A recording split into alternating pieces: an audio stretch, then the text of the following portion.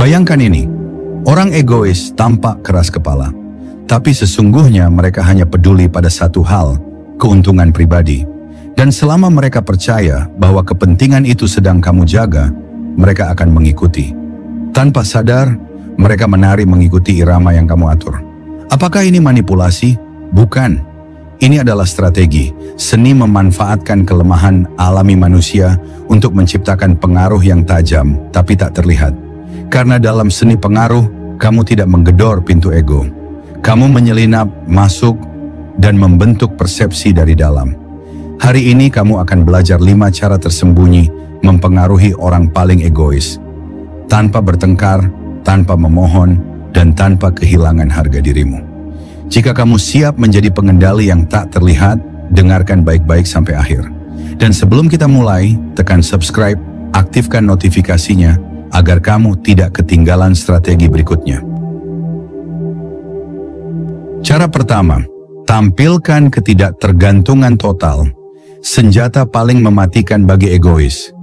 Orang egois tumbuh subur karena satu hal, mereka merasa punya kuasa atas dirimu. Selama kamu terlihat membutuhkan mereka, secara emosional, sosial, bahkan psikologis, mereka merasa di atas angin. Itulah kenapa menampilkan ketidaktergantungan total adalah serangan balik paling mematikan. Bukan dengan kemarahan, bukan dengan konfrontasi, tapi dengan ketenangan yang teguh dan diam yang penuh makna. Orang egois tidak takut kehilangan hubungan, mereka tidak takut kehilangan kasih sayangmu. Yang mereka takutkan adalah satu hal, kehilangan kekuatan atasmu. Dan kekuatan itu melemah secara drastis ketika kamu mulai menunjukkan bahwa kamu bisa hidup dengan atau tanpa mereka. Ini adalah sikap hidup yang tidak bergantung pada pujian, pengakuan, atau perlakuan orang lain untuk merasa berarti. Ketika kamu mempraktikkan ini dalam kehidupan nyata, kamu sedang memutus aliran energi yang selama ini mereka serap darimu. Secara psikologis, ini dikenal dengan istilah power withdrawal atau penarikan kembali kekuasaan sosial. Penelitian menunjukkan bahwa ketika seseorang yang dominan tiba-tiba kehilangan respons emosional dari target mereka, tidak lagi mendapat reaksi, penyesuaian atau perhatian, mereka mulai kehilangan arah. Mereka menjadi tidak nyaman, bahkan merasa terganggu karena struktur kekuasaan yang mereka bangun mulai runtuh. Kamu tidak perlu menjelaskan apapun, cukup lakukan ini. Pertama, diam tapi tetap aktif. Sebelumnya kamu selalu membalas chat mereka dalam hitungan menit. Sekarang, kamu tetap membalas, tapi dalam beberapa jam atau bahkan esok hari. Bukan karena main tarik ulur murahan, tapi karena kamu benar-benar sibuk membenahi dirimu. Ketika mereka memancing drama atau debat panjang lewat pesan, kamu hanya jawab, "Oke, aku paham." Tanpa klarifikasi, tanpa argumen, tanpa aku nggak maksud gitu loh. Kamu tetap datang ke kantor, tetap menyapa di grup keluarga, tapi tidak lagi ikut menghibur ego mereka. Kamu hadir, tapi tidak tunduk. Dan diam semacam ini sangat menyiksa mereka. Karena tidak ada yang lebih memancing kegelisahan bagi orang egois selain tidak mendapatkan reaksi yang mereka harapkan. Kedua, berhenti menjawab demi validasi. Contoh nyata, saat dia berkata, "Kamu tuh terlalu sensitif, semua juga baik-baik aja kok." Dulu kamu akan panik menjelaskan, membela diri, bahkan menangis hanya supaya dia percaya bahwa kamu bukan orang yang sulit. Sekarang, kamu hanya jawab, "Terserah kamu mau lihatnya gimana." Kamu tidak menjelaskan lagi. Kamu tidak mencoba meyakinkan dia bahwa kamu layak dimengerti. Karena kamu sadar, kebenaran tidak butuh pembenaran berulang. Semakin kamu tidak bermain dalam permainan validasi mereka, semakin panik mereka ingin menegaskan kuasanya kembali. Ketiga, sibukkan dirimu dengan dunia sendiri. Kamu mulai jogging sendiri. Kamu ikut kelas online, mulai belajar hal baru, membangun channel YouTube kecil-kecilan, menulis jurnal tiap malam, atau merenovasi ulang ruang tidurmu agar terasa lebih dirimu. Dan tanpa kamu sadari, kamu makin jarang stalking story mereka. Makin jarang penasaran dengan hari-hari mereka. Bukan karena memaksa, tapi karena kamu benar-benar mulai menikmati hidup yang tidak dikendalikan oleh pusat gravitasi ego mereka. Dan ironisnya, Saat kamu terlihat semakin bahagia tanpa keterlibatan mereka, justru di sanalah pengaruhmu menguat. Keempat, jadilah misteri. Jadi sebelumnya, setiap kali kamu kesal, kamu curhat panjang. Setiap ada masalah, kamu jelaskan kenapa kamu kecewa. Sekarang, ketika ditanya, kamu kenapa akhir-akhir ini dingin? Kamu hanya tersenyum dan menjawab, nggak apa-apa, aku cuma belajar lebih banyak diam. Kamu tidak mengumumkan bahwa kamu sedang berubah. Kamu membiarkan mereka menyusun teka-teki sendiri. Storymu di medsos bukan lagi kutipan galau atau sindiran pasif-agresif, tapi hal-hal netral, kopi, buku yang kamu baca, tempat yang kamu kunjungi. Bukan untuk membuat mereka iri, tapi untuk menunjukkan bahwa kamu sedang bertransformasi. Diam-diam, dalam-dalam, dan tanpa mereka sadari.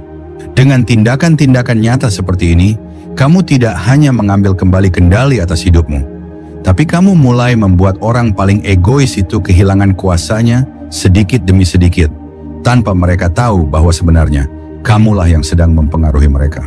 Dan inilah kekuatan sesungguhnya dari ketidaktergantungan total. Tidak frontal, tidak keras, tapi menghancurkan secara perlahan. Cara kedua, tanam ilusi pilihan. Biar mereka merasa mengontrol, padahal sedang dikendalikan. Salah satu kelemahan terbesar orang egois adalah obsesinya terhadap kendali. Mereka ingin merasa dominan, superior, dan selalu menjadi pusat keputusan. Dan justru di sanalah letak celah untuk mempengaruhi mereka secara terselubung. Beri mereka pilihan yang telah kamu batasi dari awal.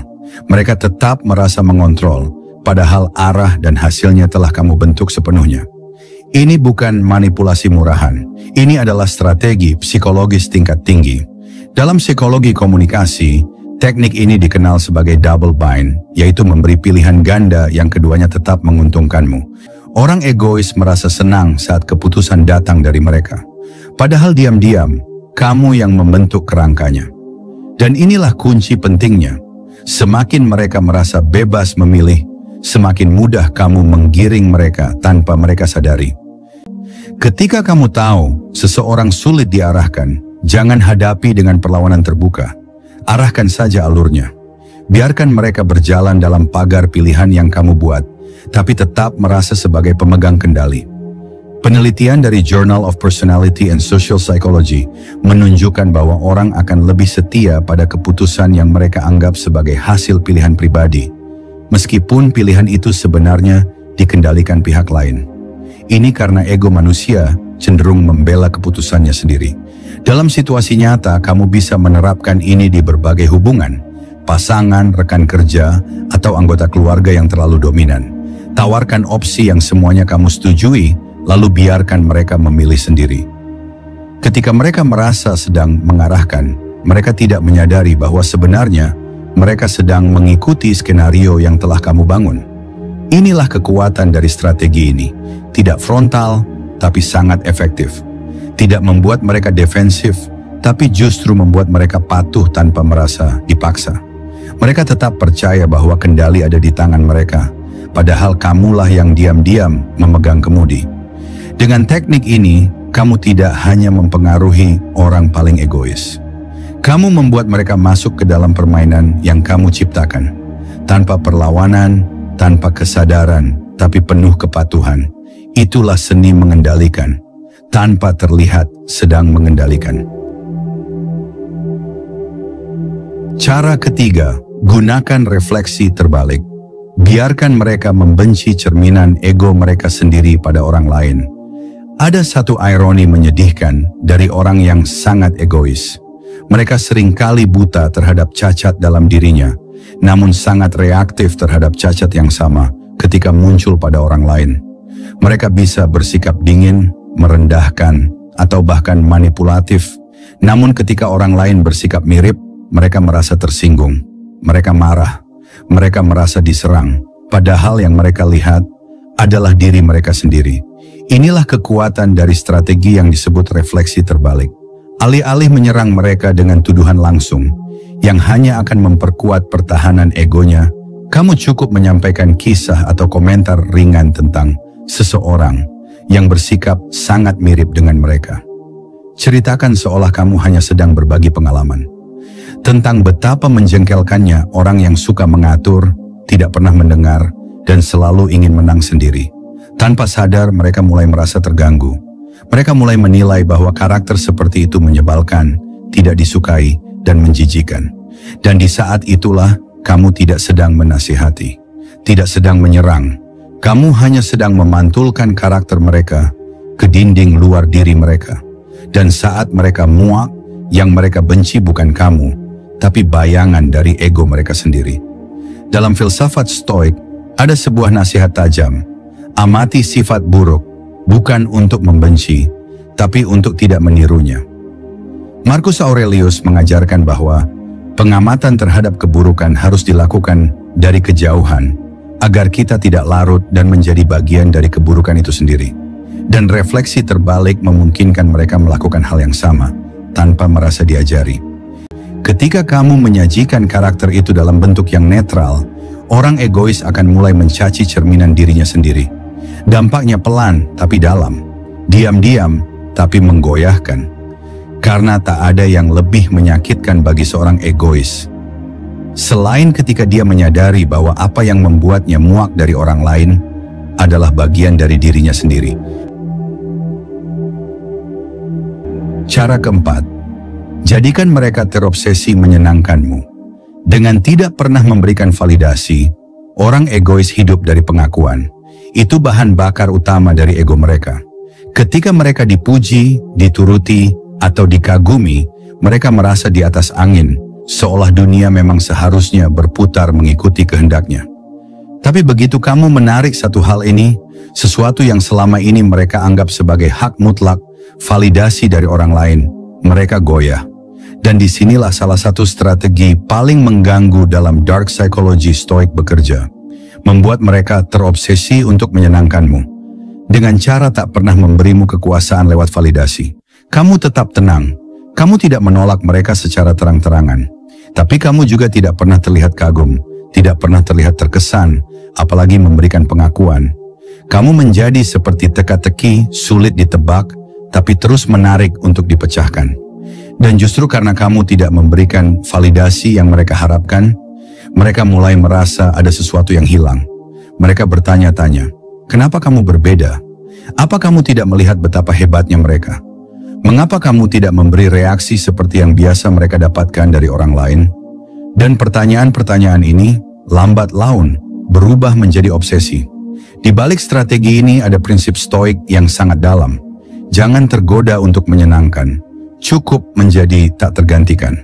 Filosofi ini mengajarkan bahwa kamu tidak perlu menjilat atau mengejar pengakuan dari siapapun, justru dengan menjadi versi terbaik dari dirimu sendiri dan tetap berakar pada nilai, kamu menciptakan daya tarik yang tak bisa dijelaskan, tapi juga tak bisa diabaikan. Ini yang terjadi dalam perjudian, dalam hubungan toksik, dan juga dalam relasi dengan orang egois. Ketika kamu tidak pernah bisa ditebak, tidak selalu memberi validasi, dan tidak pernah tunduk, kamu menjadi pusat atensi yang sulit mereka tinggalkan. Dan ironinya, saat kamu tetap tidak bereaksi, mereka mulai berubah, sedikit demi sedikit, tanpa sadar mereka mulai menyesuaikan diri. Mereka menjadi lebih lembut, lebih berusaha, bukan karena kamu memaksa, tapi karena mereka ingin memenangkan perhatianmu yang tak pernah kamu serahkan dengan mudah. Itulah kekuatan dari menjadi pribadi yang tidak bisa dipuaskan dengan sanjungan. Kamu menjadi sesuatu yang langka, dan karena itu, kamu menjadi tak tergantikan. Dan bagi orang egois, kehilangan validasi dari seseorang seperti itu, terasa seperti kehilangan cermin tempat mereka mengukur harga diri. Jadi jika kamu ingin mempengaruhi mereka secara halus, jangan beri apa yang mereka cari. Jadilah misteri, dan biarkan mereka berubah, hanya untuk menemukan celah yang tak pernah kamu buka. Itulah cara Stoik mempengaruhi, bukan dengan kekerasan, tapi dengan kendali, bukan dengan konfrontasi, tapi dengan ketenangan yang mengguncang. Cara kelima, ciptakan kekuatan silent comparison. Bangkitkan ketakutan, mereka akan tergantikan. Satu fakta yang tak bisa disangkal tentang orang egois, mereka hidup dalam keyakinan bahwa mereka pusat dari semesta kecil yang mereka bangun sendiri. Mereka percaya bahwa keberadaan mereka adalah satu-satunya hal yang penting, bahwa tak akan ada yang bisa menggantikan posisi mereka. Dan itulah titik lemah mereka. Karena begitu kamu mulai diam-diam membuka pintu untuk orang lain, meski hanya lewat satu kalimat ringan, satu senyuman, atau satu pujian kecil yang tidak ditujukan pada mereka, struktur keyakinan mereka mulai retak. Bayangkan ini, saat mereka sedang panjang lebar, memaksakan pendapat, kamu hanya menanggapi datar, lalu menyisipkan satu kalimat sederhana, tenang namun menghantam. Kemarin aku sempat diskusi sama seseorang, dan sudut pandangnya benar-benar membuka pikiranku. Atau saat mereka sedang berusaha mengkritikmu dengan nada tinggi, kamu tidak membalas. Kamu hanya tersenyum dan perlahan menyebut seseorang dengan nada kagum.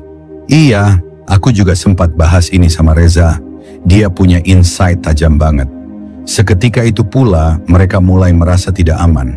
Karena kamu tidak menyerang, kamu hanya menunjukkan bahwa mereka bukan pusat orbitmu lagi. Inilah yang disebut silent comparison. Sebuah cara lembut namun mematikan untuk menyalakan ketakutan yang paling dalam diri seorang egois. Takut digantikan. Dalam stoikisme kita diajarkan, jangan berusaha menunjukkan kekuatanmu. Cukup buat dia takut kehilangannya. Stoik tidak pernah berbicara dengan suara keras. Ia menggiring, bukan mendorong. Ia menyalakan kesadaran lewat ketenangan, yang justru lebih mengguncang daripada 1000 kata. Secara ilmiah, riset neuroscience sosial menunjukkan bahwa ketika seseorang merasa status sosialnya tergeser, kadar dopamin mereka turun, mereka kehilangan rasa menang. Di saat yang sama, kortisol, hormon stres, melonjak. Efeknya, mereka menjadi lebih reaktif, lebih posesif, lebih kompetitif, dan mulai berjuang mati-matian untuk merebut kembali atensi yang dulu mereka anggap milik mereka sepenuhnya. Tanpa kamu suruh, tanpa kamu perintah, tanpa satu pun serangan langsung. Dan inilah letak kekuatannya. Kamu tidak pernah menunjukkan bahwa kamu sedang membalas. Tapi diam-diam, kamu membuat mereka melihat bahwa dunia tidak bergantung pada kehadiran mereka. Bahwa kamu punya pilihan, dan bahwa mereka tidak seistimewa yang mereka kira. Saat itulah mereka akan mulai berubah. Bukan karena kamu memohon, tapi karena mereka takut kehilangan posisi yang dulu mereka pikir tak akan tergoyahkan. Inilah kekuatan diam. Inilah strategi halus. Penutup. Kendalikan tanpa terlihat mengendalikan. Inilah kekuatan tertinggi. Kekuatan sejati bukanlah tentang suara yang paling keras atau tangan yang paling menggenggam, tapi tentang ketenangan yang menggetarkan, tentang kehadiran yang tak menuntut, namun mengubah segalanya. Dunia tak kekurangan orang yang ingin mendominasi, tapi terlalu sedikit yang mampu memimpin tanpa harus terlihat sedang memimpin. Dan itulah seni tertinggi, saat kamu mempengaruhi orang paling egois tanpa satupun paksaan, tanpa satupun ancaman, hanya dengan ketenangan, kecerdasan, dan kendali atas dirimu sendiri. Dunia tidak butuh lebih banyak orang yang keras, tapi butuh lebih banyak orang yang pintar diam, tajam berpikir, dan kuat menguasai batinnya sendiri. Jadikan semua trik ini bukan alat untuk menyakiti, tapi jalan untuk memperkuat kendalimu atas situasi dan atas dirimu sendiri. Jika video ini membuka wawasanmu, bantu orang lain juga memahami kekuatan psikologi stoik ini. Klik like, subscribe, dan aktifkan loncengnya.